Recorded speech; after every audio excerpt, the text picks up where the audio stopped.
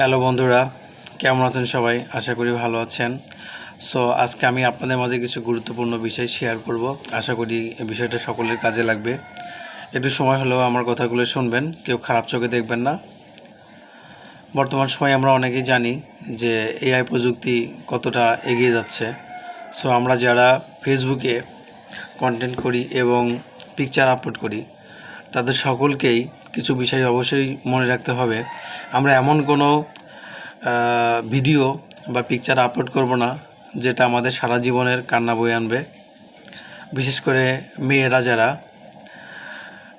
বেশি সৌন্দর্যপূর্ণ বা একটু ভালো নমনীয় পোশাক আশাক পরে ছবি দেওয়ার চেষ্টা করবেন, যদিও দেন, না দিলেই ভালো হয়।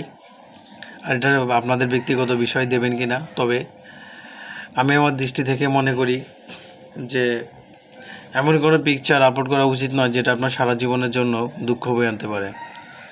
আপনি আপনার একটি পিকচার আপলোড করছেন ভালো মনে করে, কিন্তু আপনার সেই পিকচারটা নিয়েই আরেকজন এমন একটা ভিডিও তৈরি করে ছেড়ে দেবে যেটা আপনার পরিবার এবং আপনার জীবনের হয়তোবা শেষ দিন ঘনিয়ে আনতে পারে।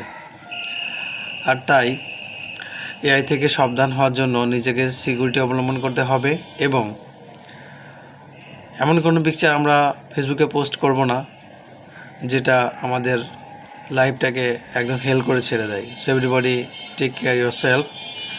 I always try to tell something English speaking and sometime I try to Bangla speaking. So my speaking time is very mistake. So please you guys forgive me. আসলে আমরা সকলে শিক্ষিত হচ্ছি এবং এই শিক্ষাটাকে সঠিকভাবে কাজে লাগানোর চেষ্টা করবেন। আর এমন কিছু করুন যার মাধ্যমে আপনার ফিউচারটা অনেক ভালো দিকে এগিয়ে যায়। সোশ্যাল মিডিয়ায় নিজেকে ভাইরাল করে বা বড় কিছু হওয়ার কোনো এমন কিছু না যে আপনি অনেক কিছু হয়ে যাচ্ছেন। কিন্তু আমি মনে করি যদি পরিশ্রম করে এবং যে কোনো একটা লক্ষ্যকে পিছিয়ে রেখে যদি সামনের দিকে এগিয়ে যান এবং সেই লক্ষ্যের দিকে যদি আপনি সাকসেস হতে পারেন, তাহলে আপনি সম্মানের সাথে আরও অনেক কিছু পেয়ে যাবেন। যার যেটা পছন্দ সে সেটাই করবেন। তা আমার কাছে মনে হলো যেন সোশ্যাল মিডিয়ায় আমরা যে ছবি বা ভিডিও আপলোড করে থাকি, এদিক থেকে একটু আমরা সচেতন হব।